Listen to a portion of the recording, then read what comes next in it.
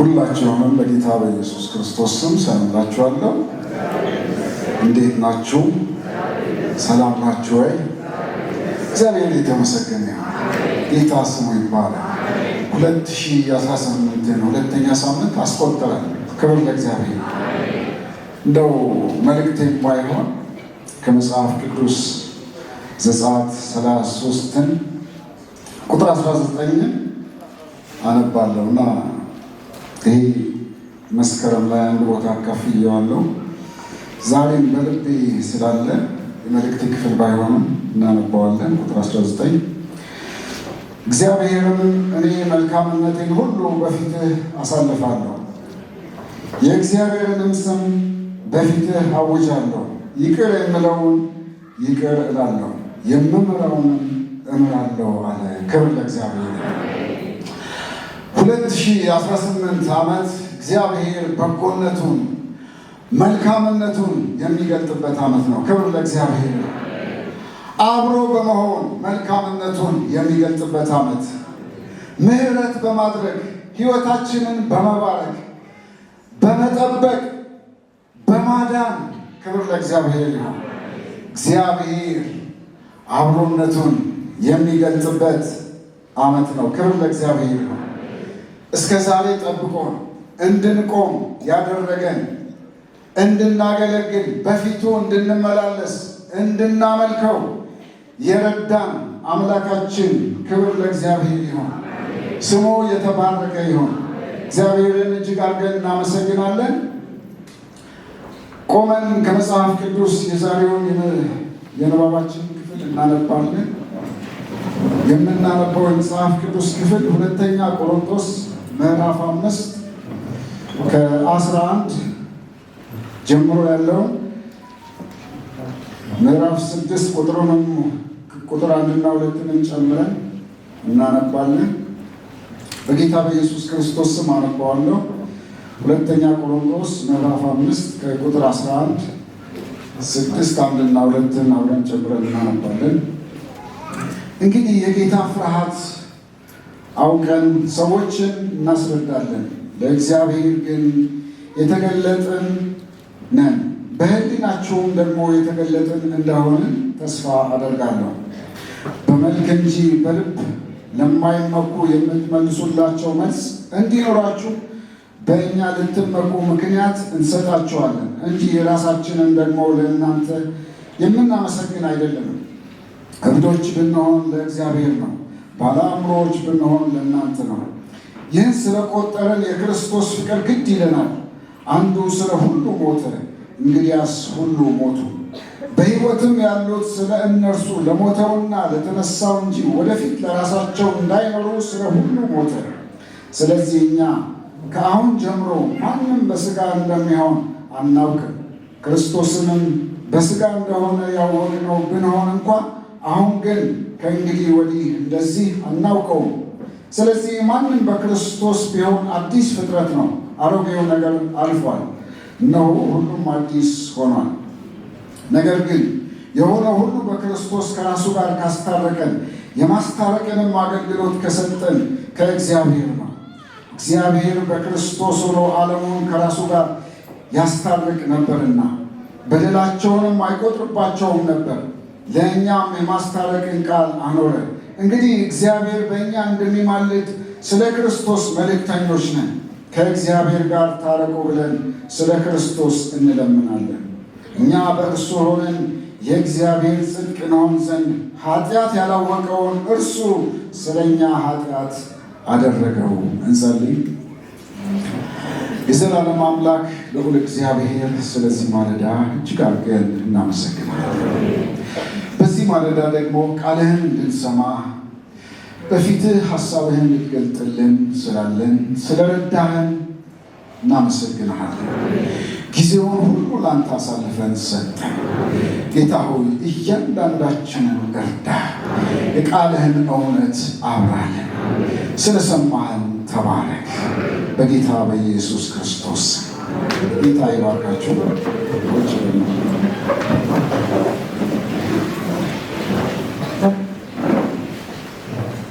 ይህንን መልእክት የጻፈው ጳውሎስ ለቆሮንቶስ ሰዎች ነው።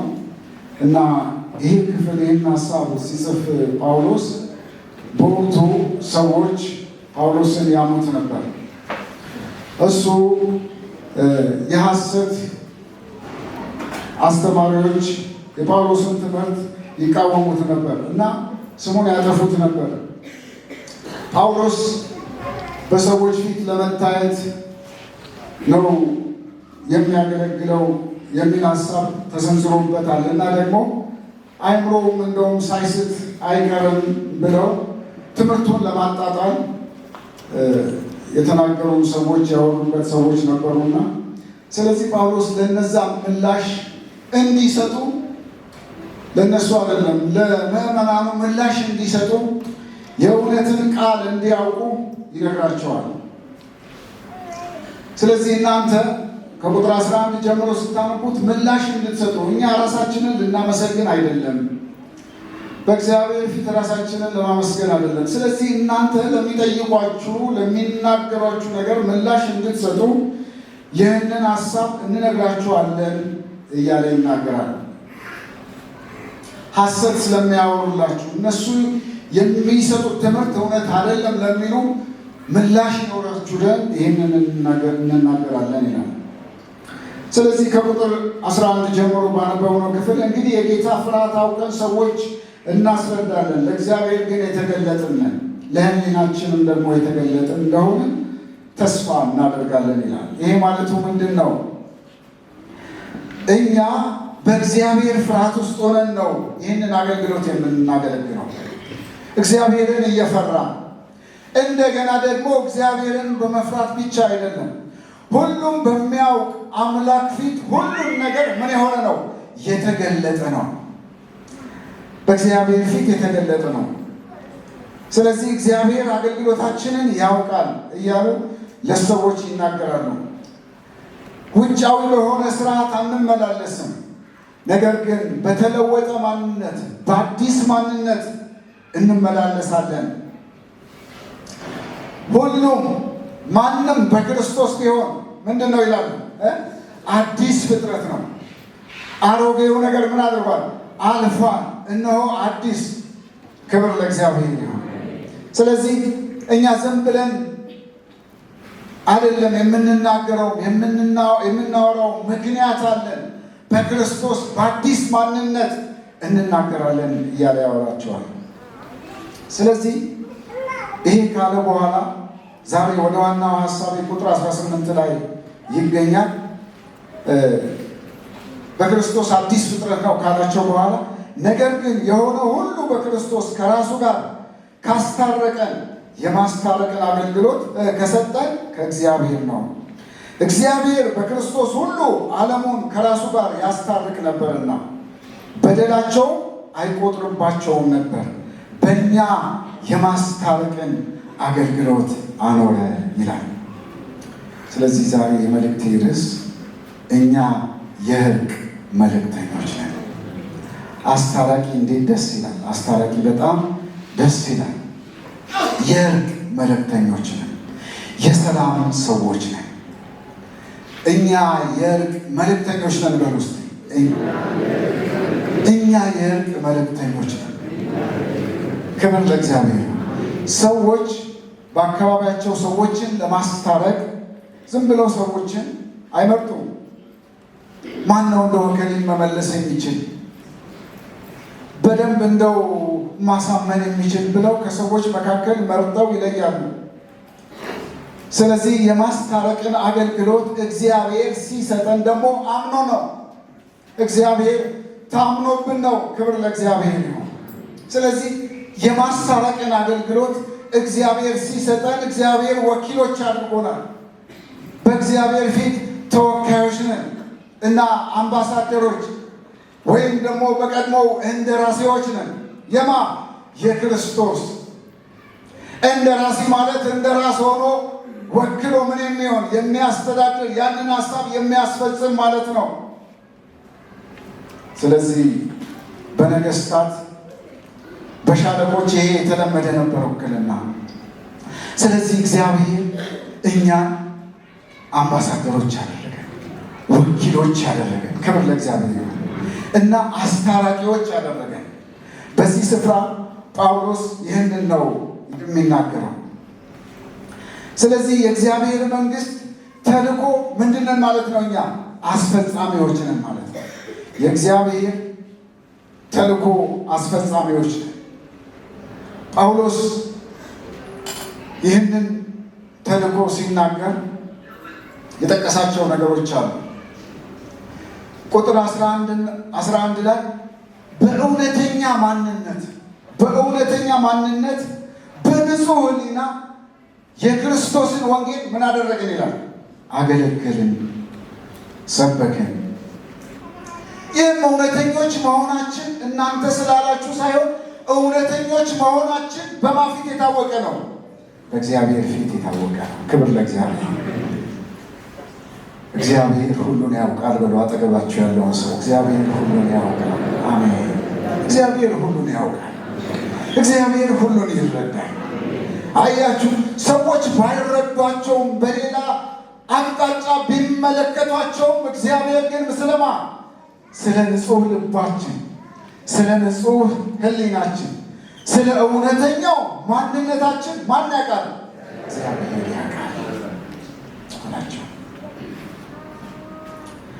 ይህ በእግዚአብሔር ፊት የታወቀ ነው። ቁጥር 11 እንደዛ ይላቸዋል። ሌላው ደግሞ አሁን ከተዘመረው ዝማሬው ጋር በጣም የተገናኘ ነው። የፍቅርህን ውለታ ልከፍል፣ ዝማሬው ሲዘመር ምን አለ ሰምታችሁት እንደሆነ ከአይምሮዬ በላይ ሆኖብኛል። እባክህ ጸጋህን ምን አድርግልኝ? ስጠኝ፣ ልኑርልህ፣ ላገልግልህ። አሜን። ክብር ለእግዚአብሔር ይሁን። ሁላችንም ይሄ ያደርግልን። ስለዚህ ጳውሎስ ቁጥር 14 ላይ ስትመለከቱ እኛ ወንጌልን እንድንሰብክ በእውነት ይዘን መጣን። ወንጌልን የክርስቶስ ፍቅር ምን ብሎን ነው አለ? ግድ ብሎን ነው። የክርስቶስ ፍቅር ምን ይለናል አለ? ግድ ይለናል።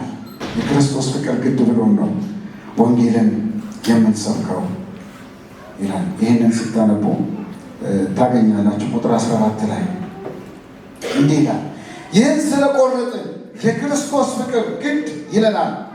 አንዱ ስለ ሁሉ ሞተ፣ እንግዲያስ ሁሉ ሞቱ። በሕይወት ያሉት ስለ እነርሱ ለሞተው ለተነሳው እንጂ ወደፊት ለራሳቸው እንዳይኖሩ ስለ ሁሉ ሞተ።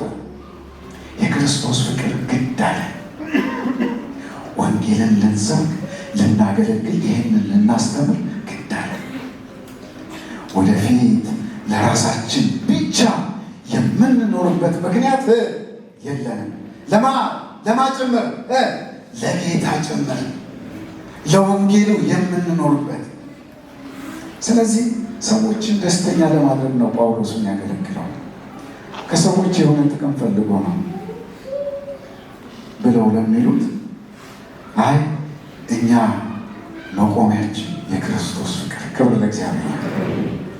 በመስቀል ላይ በቀራንዮ መስቀል ላይ የፈሰሰው የልጁ የጌታ የኢየሱስ ክርስቶስ ደም ነፍሱን አሳልፎ የሰጠው እርሱ ግድ ይለናል አለ። ከሙታን ለተነሳው ድል ላደረገው ለእርሱ። ስለዚህ ደግሞ መነሻችን የፍቅሩ መነሻ ከኛ አይደለም፣ ባለቤቱ እርሱ። ለዚህ አገልግሎት ምን አደረገን ይላል? ሾመን። የማስታረቅን አገልግሎት የሰጠን ማን ነው ይላል? እርሱ ራሱ ማን ነው? እግዚአብሔር ነው። የማስታረቅን አገልግሎት የሰጠን እሱ ራሱ እግዚአብሔር ነው ይላል። ቁጥር 18 ላይ ስታነቡ ከእግዚአብሔር ነው የተቀበልነው፣ እርሱ ራሱ ነው የሰጠን። እኛ በራሳችን ለራሳችን ጥቅም ወይም ለሌላ ነገር አይደለም ወንጌልን የሰበክነው፣ ከእግዚአብሔር እጅ የተቀበልነው የማስታረቅን አገልግሎት እግዚአብሔር ሰጠን ይላል። ደግሞ ምን ይላል?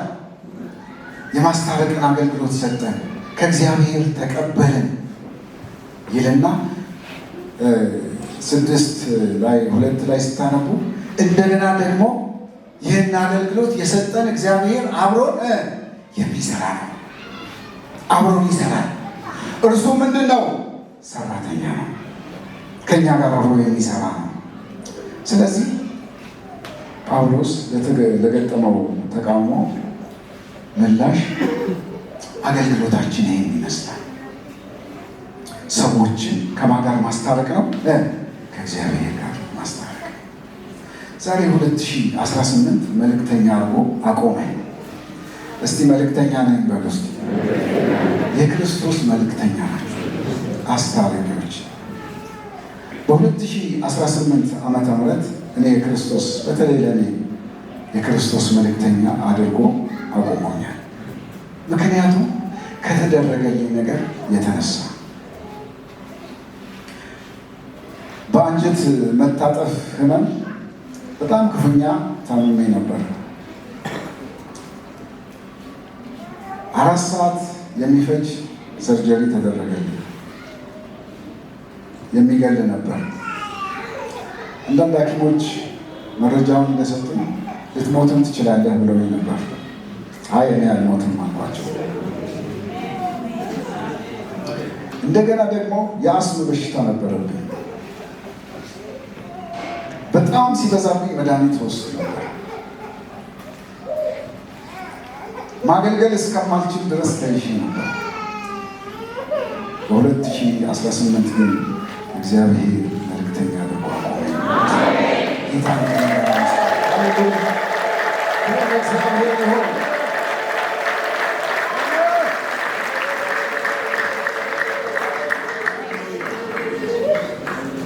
እግዚአብሔር ዕድሜን ጨመረላችሁ። ለእናንተ ምሕረቱን አበዛለን። እግዚአብሔር እንደገና መልእክተኞች ሆነን እንድንቆም በፊቱ አደረገ። ክብር ለእግዚአብሔር።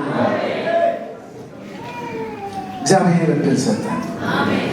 ከዛ በኋላ ከዳንኩ በኋላ በቃ አሁን እኔ የምሰስተው ማንነት የለኝም። በእውነት በእግዚአብሔር የምሰስተው ማንነት የለኝም። ለአንድ መጋቢ እንደዚህ ብያለሁ፣ እንዴ አገልግሎት ሲሰጥ እንዲህ ሲባል የሆነ ምክንያት መፍጠር እኔ ያስደነግጠኛል። ምክንያቱም እግዚአብሔር ዕድሜ ጨምሮልኝ ነው፣ ዕድሜ ሰጥቶኝ ነው። ክብር ለእግዚአብሔር። ዛሬም እናንተ 2017 የተለያዩ ሁኔታዎች አልፋችሁ እግዚአብሔር በ2018 እግዚአብሔር ዕድል ሰጥቷችኋል። እናንተም መልእክተኞች ናቸው። ክብር ለእግዚአብሔር ነው። እግዚአብሔር ዘመንን ሲሰጠን ምን እንድናደርገው ነው? እንድናገለግለው ነው። የእርሱን ስራ ምን እንድናደርግ? እንድንሰራ ነው። ክብር ለእግዚአብሔር። ስለዚህ ሰራተኞች ነን፣ መልእክተኞች ነን፣ የጽድቅ የመልእክተኞች ነን። በቃ የመንግስቱ መልእክተኞች፣ የእሱ የመንግስቱ ስራ አስፈጻሚዎች ነን፣ አስታራቂዎች ነን። ደስ ይላል። በቃ አስታራቂ መሆን ደስ አይልም? በጣም ደስ ይላል። ክብር ለእግዚአብሔር። እግዚአብሔር ይህን አገልግሎት የሰጠን ደግሞ አምኖ ነው፣ ታምኖብን ነው። ስለዚህ አንዳንድ ሀሳቦችን ጳውሎስ ካነሳቸው ነገር ተነስቼ 1-4 ሀሳቦችን እናያለን። ስለዚህ እኛ የእርቅ ምኖች ነን፣ መልእክተኞች ነን። እስቲ የእርቅ መልእክተኛ ነን በሉ። ክብር ለእግዚአብሔር። የእርቅ መልእክተኛ ጳውሎስ እንዳለው በእውነተኛ ሕይወት በማያምኑት መካከል መኖር አለበት። በመካከላችሁ በእውነተኛ ሕሊና በእውነተኛ ማንነት ምን አደረገን ይላል? ተመላለስን። ማቴዎስ 5:14 ማንበብ እንችላለን።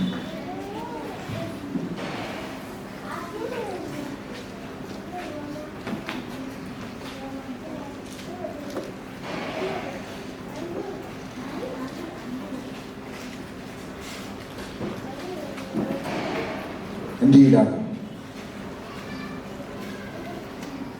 እናንተ የዓለም ብርሃን ናችሁ። በተራራ ላይ ያለች ከተማ ልትሰወር አይቻላትም። መብራትን አብርተው ከእንቅብ በታች አይደለም እንጂ በመቅረዝ ላይ ያኖሩታል፣ በቤት ሁሉ ላሉት ያበራል። መልካሙን ስራችሁ አይተው በሰማይ ያለውን አባታችሁን እንዲያከብሩ ብርሃናችሁ እንዲሁ በሰው ፊት ምን ያለ ይብራል። እኛ ባለንበት መንደር እግዚአብሔር አምባሳደር አድርጎናል ካልን መልካም ስራችን የክርስቶስ በጎነትን የክርስቶስ መልካምነትን ባለንበት ስፍራ የምንገልጥ ሰዎች ነን። ክብር ለእግዚአብሔር ይሆን። ምክንያቱም ብርሃናችሁ በሰው ፊት ሁሉ ምን ይሆን ይላል?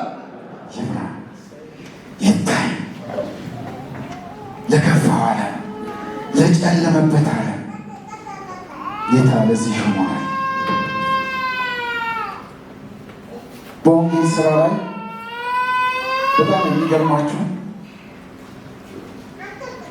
ወደ እግዚአብሔር ቤት የሚመጡ ሰዎች የሚበዙት በሁለት አይነት መንገድ ብዙ ጊዜ ስንመለከት ማለት ነው። የመጀመሪያው ሰዎች መስክረው የሰዎችን ሕይወት አይተው የሚመጡ ሰዎች ይበዛሉ።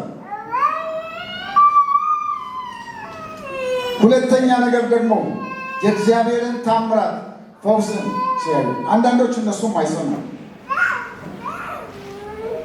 ግን በሰዎች ተመስክሮላቸው የሰዎችን ሕይወት አይተው የሚመጡ ሰዎች በእግዚአብሔር ቤት ይተከላሉ፣ በእግዚአብሔር ቤት ይኖራሉ። አብዛኛው ደግሞ የሚቆሙት ስናስተምርም ጸንተው የሚቆሙት ተከታትለው በቃ በእግዚአብሔር ቤት የሚኖሩት እነሱ ናቸው። ስለዚህ እኛ የምንመሰክርለት ሰው ደቀ መዝሙር ይሆናል። እኛ በመመስከራችን መልካም ሕይወት በማሳየታችን የእግዚአብሔር መንግስት ይሰፋል። ክብር ለእግዚአብሔር። የእግዚአብሔር ሀሳብ ይፈጸማል። ብርሃናችሁ በሰው ፊት ሁሉ ምን ይሆን ይላል? ይብራል። መሰወር የማትችሉት በእናንተ ሕይወት አለ። እግዚአብሔር ያንን ይገለጠው። አሜን። ለጨለመው ዓለም ተስፋ ለሌላት ነፍስ ተስፋ እንድንዘራ እግዚአብሔር ይርዳን። አሜን። ሁላችንንም እግዚአብሔር ይርዳን። ስለዚህ አንደኛ ጴጥሮስ 2:12 ማንበብ ትችላላችሁ። አንደኛ ጴጥሮስ ምዕራፍ 2 ቁጥር 12 ላይ እንደዚህ የሚል ቃል አለ። መልካሙን ስራችሁ አይተው የሰማያዊ አባታችሁን ምን እንዲያደርጉ እንዲያመሰግኑ እንዲያከብሩ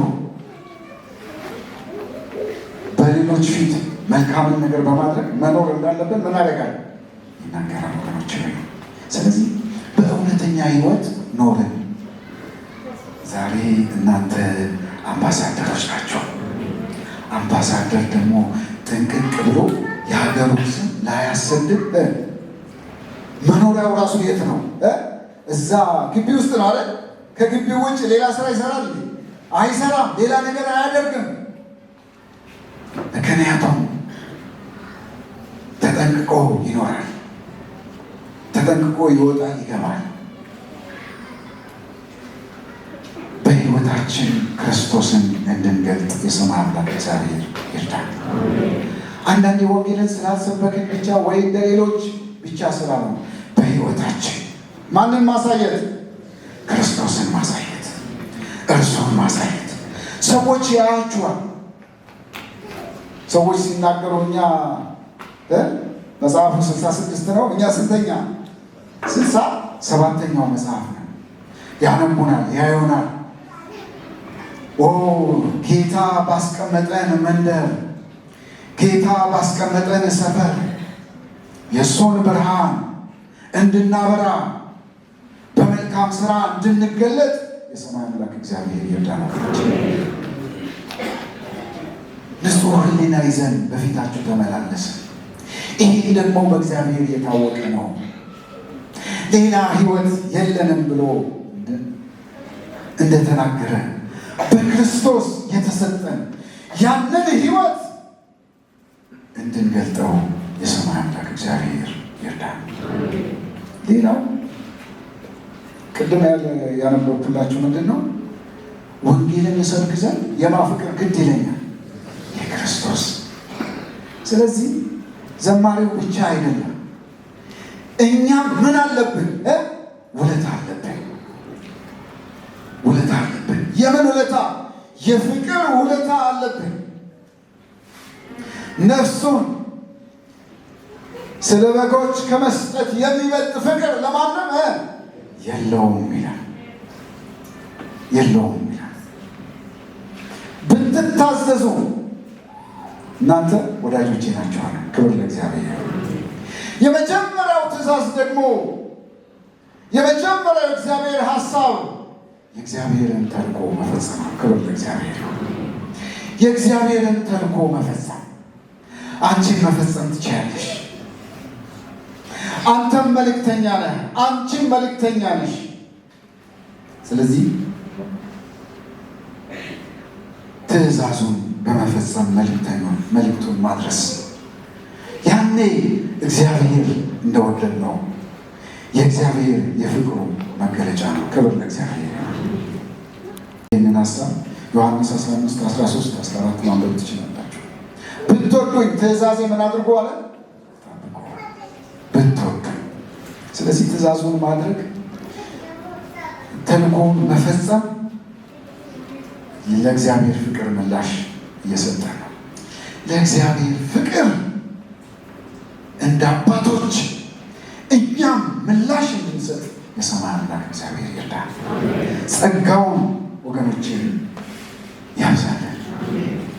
ማንንም አይተን አይደለም፣ በቃ ሰው ሲያደርግ አይተን አይደለም ወንጌሉን ምን ሰብከው፣ ፍቅሩ ግድ ብሎን፣ ሃሌሉያ፣ ዋጋ ስለተከፈለልን፣ ምሕረት ስለበዛልን፣ ስለተማርን፣ እግዚአብሔር ስለማረን የእግዚአብሔርን ምሕረትን ለሰዎች እንናገራለን። የክርስቶስን ፍቅር ለሰዎች እንናገራለን። ክብር ለእግዚአብሔር ይሁን። በዚህ ጳውሎስ በተናገረው ቃል ሰዎችን ደስ ለማሰኘት ነው ባለው፣ ሰዎችን ደስ ለማሰኘት አይደለም። እግዚአብሔርን ምን ለማድረግ? ደስ ለማሰኘት። ክብር ለእግዚአብሔር። ስለዚህ እናንተ ባላችሁበት ቦታ፣ አንተ ባለህበት ቦታ፣ አንቺ ባለሽበት ቦታ ተልኳችንን ስንወጣ እግዚአብሔር ደስ ይለዋል። እግዚአብሔር ደስ ይሰኛል። በእውነተኛ ማንነት ክርስቶስን ገልጣለን። የእግዚአብሔር ፍቅር ግድ ብሎ ክርስቶስን ምን እናደርጋለን? እንገልጣለን። እግዚአብሔርን ደስ ለማሰኘት የማስታረቅን አገልግሎት የሰጠን ማን ነው? እግዚአብሔር ነው። የሚደሰተው ማን ነው? እግዚአብሔር ነው። ባለቤቱ ነው የሚደሰተው። 100 በጎች ትዝ አይላችሁ? ጠፍቶ ከ100 በጎች አንዱ ቢመጣ ምን ደስ ይለዋል። እኔ እንደዚህ ገጥሞኛል። በእውነት ገጠር ነበርኩና ከብቶች ሁሉ ገቡ። ከዛ አንድ የምትጠባት ጥጃ አጣኋት። በፈልጋት አጣሁ። ወንዚት ነው አጣኋት። ለሌሎቹ ሳር ሰጥቼ በቃ ዛሬ መገረፊ ነው ብዬ በቃ አዝኜ ትንስል ጥጃዋ እናቷ ተቀመጣ ሳር ትበላለች። ከዛ ከደስታ የተነሳ ያችን ጥጃ መጥቼ አቅፌ ሳምኳት። የጠፋችው ጥጃ ተገኝታለችና በሰዎች መዳን የነፍስ ዋጋ በተከፈለላቸው የሰማዩ አምላክ ደግሞ እንዴት ደስ ይለዋል። እግዚአብሔር ደስ ይሰኛል። እግዚአብሔር ይረካል። ስለዚህ መልእክተኞች ማንን ደስ ለማሰኘት? እግዚአብሔርን ደስ ለማሰኘት። ወንጌል ለማንም ብለን አይደለም፣ እግዚአብሔርን ደስ ለማሰኘት የሰማዩን አምላክ መልእክተኛ ያደረገልን ባለቤቱን እርሱን ማን? እግዚአብሔርን ደስ ለማሰኘት። በአንድ ነፍስ መምጣት ምክንያት እግዚአብሔር ምን ይለዋል? ደስ ይለዋል። እግዚአብሔር ደስ ይሰኛል። የሰጠን እሱ ነው። የመልእክቶቹ መጀመሪያ አድርጎ የሰጠን፣ የትእዛዙ መጀመሪያ አድርጎ የሰጠን እሱ ነው ለደቀ መዛሙርቱ። ክብር ለእግዚአብሔር። ስለዚህ ደስ ይሰኛል። ስለዚህ አጠገብህ የወንጌል አገልግሎት ለተወሰኑ ሰዎች ብቻ አይደለም በሉት እስቲ። ለተወሰኑ ሰዎች ብቻ አይደለም፣ ለወንጌላዊ ብቻ አይደለም። የወንጌል አገልግሎት ለሁሉም ተሰጥቷል። ወንጌል ሁሉም እንዲሰራ፣ በጌጃ ያለ ምዕመን ሁሉ ምን እንዲሰራ እስቲ ወንጌል በሉ፣ ወንጌልን እንዲሰራ ለሁሉም ተሰጥቶታል። ወደ ዓለሙ ሁሉ ሂዱ ሲባል ለአንድ ሰው ነው እንዴ? አይደለም፣ ለሁሉም። ጳውሎስም እዚህ ጋር የሰጠን ሲል የሰጠኝ አለ እንዴ? ለእኔ ያለ የሰጠን ለሁሉ ምን የሆነ ነው? የተሰጠ ነው። አንተም አምባሳደር ነው። አንተም እግዚአብሔር ልጁ አድርጓል። ስለ ክርስቶስ መናገር ትችላለህ። ለእግዚአብሔር ብዙ ጊዜ ስለ ጌታ አንናገር። መናገር አለብን። የፍቅሩ ዕዳ አለብን። ስለኛ የሞተው በመስቀል ላይ መስዋዕት የሆነው ኢየሱስ ክርስቶስ ነው። ክብር ለእግዚአብሔር። እሱን ምን ማድረግ አለብን? ማነው ስብከታችን? ኢየሱስ ክርስቶስ ጌታ እሱ ነው። ስለዚህ እኛ ግን የተሰቀለውን ክርስቶስን ምን እናደርጋለን? እንሰብካለን። እንደ ቆሮንቶስ 1:23 ላይ እንደዛ እኛ የተሰቀለውን ክርስቶስ የማስታረቅን ቃል እግዚአብሔር ምን አደረገን ይላል? ሰጠን ይላል። የሚያስታርቁ ሰዎች ዝም ብለው አያስታርቁ። ምን ይኖራቸዋል? ምክንያት ይኖራቸዋል። የሚናገሩት ነገር የሚያሳምኑበት እውነተኛ ነገርና ተጨባጭ ነገር ይኖራቸዋል። እኛ ደግሞ ሰዎችን የምናስታርቀው ምን ይዘን ነው? ወደ ሰዎች እንዴት እንቀርባለን? እውነት የሆነውን እግዚአብሔር ቃል ሰጠን። ክብር ለእግዚአብሔር። ከዚህ ቃል የሚበልጥ የለም።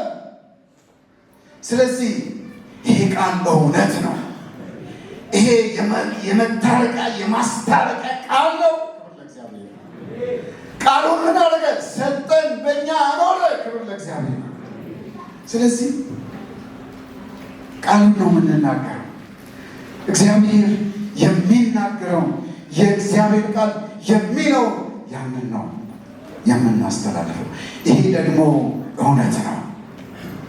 ይሄ ደግሞ ሰዎች ካሉበት ሁኔታ የሚለውጥ የሚያድን ሕያው የሆነ እኛንም የለወጠ ያዳነ አዲስ ሰው ያደረገን። ክብር ለእግዚአብሔር። ቁጥር 1 እና 2 ላይ 6 ስትመለከቱ ኃጢአት ያላወቀውን ምን አደረገው? ስለኛ ምን አደረገው ይላል? ኃጢአት አደረገው። ኢየሱስ ክርስቶስ ያለ ኃጢአት ነበር፣ ግን ስለኛ ወንጀለኛ ሆነ፣ ኃጢአተኛ ሆነ፣ በመስቀል ላይ ተሰቀለ፣ ስለኛ መስዋዕት ሆኖ ሞተ። ክብር ለእግዚአብሔር። ያ የመስቀል ስራ፣ ያ የቤዛነት ስራ ዛሬም ፈዋሽ ነው። ዛሬም ያድናል። ዛሬም ይለውጣል። ከዚህ በላይ ስራ ምን አለ? ከዚህ በላይ መባረክ ምን አለ? ከዚህ በላይ የሰውን ሕይወት ካለበት ሁኔታ ካለበት ጨለማ ነጥቆ ማውጣት፣ ከዚህ በላይ የተባረከ ስራ ምን አለ? እግዚአብሔር ለዚህ ስራ አጭቶናል። ክብር ለእግዚአብሔር። አንቺም አንተም ለዚህ ስራ ተመርጠሃል። ለዚህ ስራ እግዚአብሔር መልእክተኛ አድርገዋል። የእግዚአብሔር ተወካይ አድርገዋል። እግዚአብሔር የተመሰገነ። ስለዚህ ይህ አገልግሎት ለሁላችንም የተሰጠ ነው። በእኛ አማካኝነት ወደ መንግስቱ ለሰው ሁሉ ጥሪ ምን እናደርጋለን? እናቀርባለን ይላል። አሁን ባነበብነው ክፍል ሰውን ሁሉ እንደው ምን እናደርጋለን? እንለምናለን። በእኛ አማካኝነት ሰዎች እንዲመጡ እግዚአብሔር ይህን አድርጓል። ወደ መንግስቱ ሰዎች የሚመጡት በአንተ አማካኝነት ነው። ወደ አጠገባቸው ያለው ሰው በአንተ አማካኝነት ነው። በቃ በእኛ አማካኝነት ነው። ሌላ አትጠብቁ። እኛ የእግዚአብሔርን መንግስት ለማስፋትና የክርስቶስን ምጽአት ለማፍጠን እግዚአብሔር በምድር ላይ ወኪሎች አድርጎ አስቀምጦናል። ክብር ለእግዚአብሔር። ስለዚህ ሁላችን መልእክተኞች ነን። ሁላችን የፍቅር ምላሽ መስጠት አለብን። ሁላችን እግዚአብሔርን ደስ ለማሰኘት ምን ማድረግ አለብን? መስራት አለብን። ክብር ለእግዚአብሔር። በጣም የሚገርመውና አራተኛው የመጨረሻው ሀሳብ ደስ የሚለው እግዚአብሔር መልእክት ሰጥቶ አልተወንም። እግዚአብሔር ደግሞ ከኛ ጋር አብሮ ይሰራል። ወንጌልን ከሚሰሩት ጋር የእሱም መንግስት ስራ ከሚሰሩት ጋር እግዚአብሔር አብሯቸው ይሆናል። ክብር ለእግዚአብሔር። ማቴዎስ 28 ላይ እንደተናገረው በታላቁ ተልእኮ እነሆ እስከ ዓለም ፍጻሜ ድረስ ከማን ጋር እሆናለሁ? ከእናንተ ጋር እሆናለሁ። ያ ሀሳብ በዚህ ስፍራ ጳውሎስን ሲገልጠው እንመለከታለን። እግዚአብሔር አብሮናል። ቅድም በዝማሬ ሲዘመር እንደሰማነው እግዚአብሔር ሰውን እንደማይተው የእግዚአብሔር አብሮነት ከአንቺ ጋር አለ። የእግዚአብሔር አብሮነት ከአንተ ጋር አለ። እኔ አልሰማም አትበል። እኔ አልደመጥም አትበል። መናገርም አልችልም። እግዚአብሔር ጸጋውን ይሰጣል። የእግዚአብሔርን ስራ ስትሰራ እግዚአብሔር ከአንተ ጋር ይሆናል። እግዚአብሔር ከአንቺ ጋር ይሆናል። እግዚአብሔር አብሮን የሚሰራ ሰራተኛ ነው። ስራውን ብቻ ሰጥቶ ምን አላረገም? ዞር ባላል። እግዚአብሔር የማስታረቅን መልእክት ምን አደረገ? ሰጠን። መልእክተኞች አደረገን። ክብር ለእግዚአብሔር። የሚያስታርቁ ብፁዓን ናቸው የእግዚአብሔር ልጆች ይባላሉና ይላል። ደስ አይልም? ስለዚህ ለእግዚአብሔር ልጆች ሁሉ ምን የሆነ ነው? የተሰጠ ነው። የምን አገልግሎት? የማስታረቅ አገልግሎት፣ ሰዎችን ወደ መንግስቱ የመጥራት አገልግሎት ወገኖች። ስለዚህ እንዲህ ብዬ መልእክቴን ላጠቃልል። የማስታረቅ ስራ የተባረከ ስራ። ማስታረቅ ደስተኛ ያደርጋል፣ እርካታን ይሰጣል፣ ደስተኛ ያደርጋል። ሰዎችን ማስታረቅ ሰላምን ማምጣት ነው። ማስታረቅ ለሰላም ምክንያት መሆን ነው። ለሰላምና ለእረፍት እግዚአብሔር ምክንያት ያደርገን። ለሰዎች ነፍስ ማረፍ እግዚአብሔር አንቺን ምክንያት ያድርግ፣ አንተን ምክንያት ያድርግ። እንጸልያለን።